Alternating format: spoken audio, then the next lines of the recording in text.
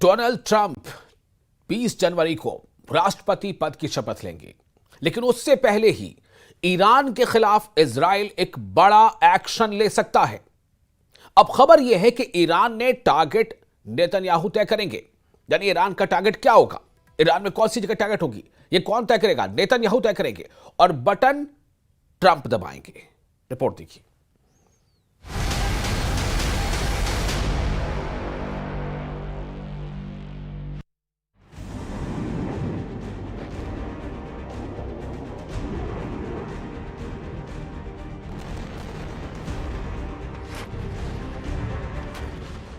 गजा की लड़ाई 500 दिन की होने जा रही है, लेकिन गजा में इजराइल की सेना को लोहे के चने चबाने पड़ रहे हैं।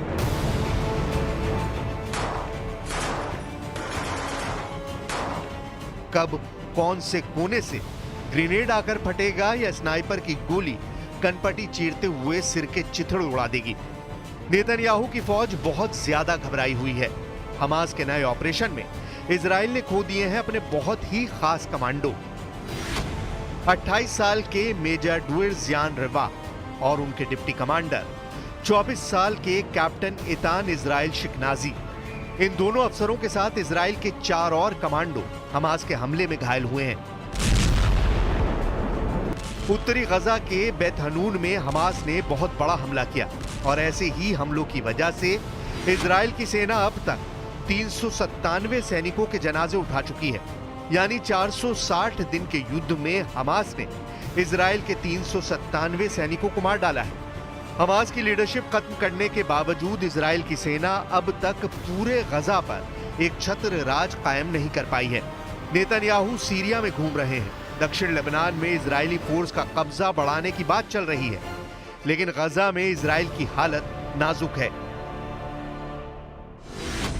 लेकिन नेतन्याहू की वॉर बैटरी रिचार्ज करने के लिए बाइडेन ने बम और मिसाइल देना शुरू कर दिया है और अब डोनाल्ड ट्रंप के राष्ट्रपति बनने के बाद मुमकिन है कि इजराइल और ईरान का युद्ध मीटर सबसे खतरनाक लेवल पर पहुंच जाए।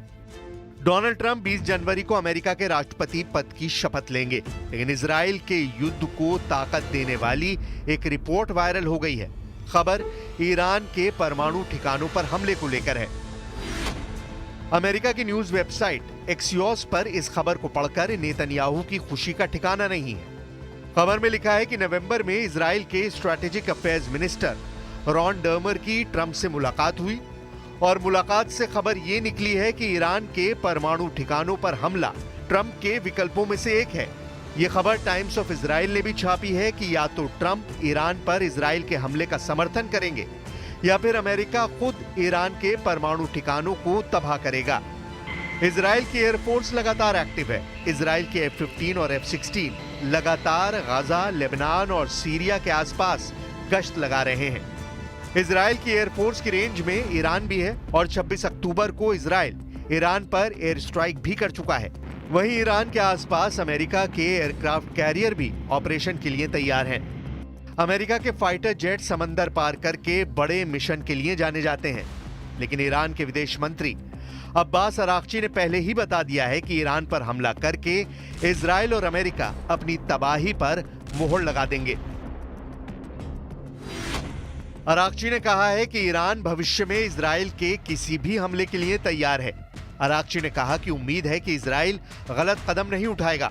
अराक्ची ने कहा कि इजराइल ने हमला किया तो महायुद्ध होने की 100% गारंटी है। इस वक्त ईरान और इजराइल के बीच टेंशन सबसे बुलंदी पर है। एक तरफ नेतन्याहू का वॉर कैबिनेट गजा, लेबनान और सीरिया के मोर्चे पर खुद को जीता हुआ साबित कर रहा है,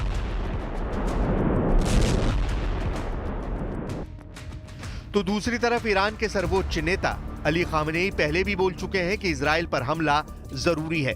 ईरान के जनरल ने भी बता दिया है कि सर्वोच्च नेता अली खामनेई का बदले वाला ऑर्डर बदला नहीं जाएगा। यही इजराइल के साथ साथ अमेरिका का भी सबसे बड़ा खौफ है। 1 अक्टूबर 2024 को ईरान ने इजराइल पर 200 मिसाइल फायर की। 26 अक्टूबर 2024 को इजराइल ने ईरान पर जवाबी अटैक किया। अब इंतजार है ईरान के काउंटर अटैक का।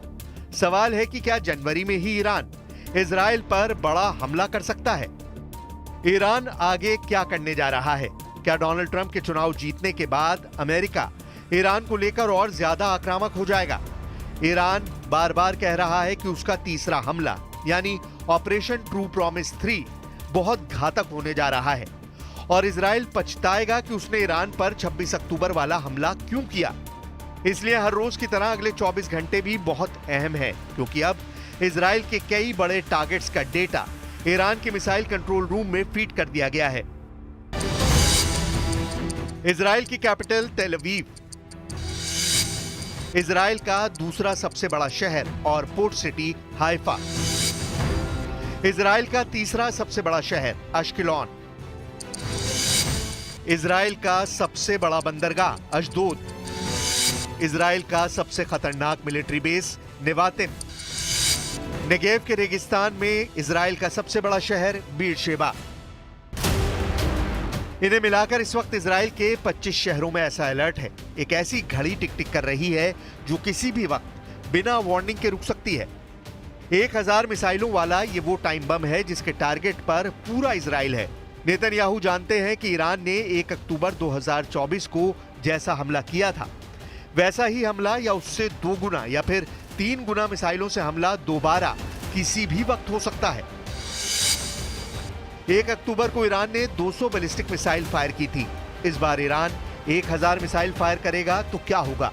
यह बात इजराइल से ज्यादा अमेरिका को परेशान कर रही है, क्योंकि युद्ध बढ़ा तो खाड़ी में अमेरिका के अड्डे ईरान के सॉफ्ट टारगेट बन सकते हैं। ईरान की लीडरशिप के तेवर बता रहे हैं कि ईरान फरवरी तक इंतजार नहीं करेगा।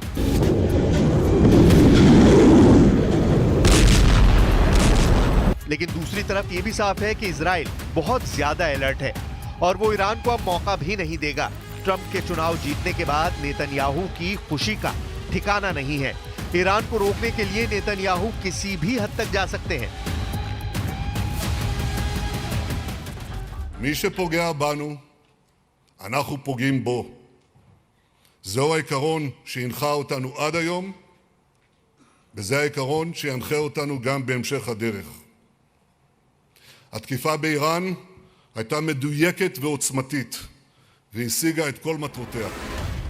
लेकिन नेतन्याहू की टेंशन है उनका एयर और मिसाइल डिफेंस, क्योंकि अब तो इजराइल यमन के हूती मिलिशिया की मिसाइल भी रोकने में नाकाम साबित हो रहा है। ऐसे में अगर ईरान ने पलटवार किया तो पूरा का पूरा इजराइल जलने लगेगा। इसकी गारंटी ईरान के जनरल कई बार दे चुके हैं।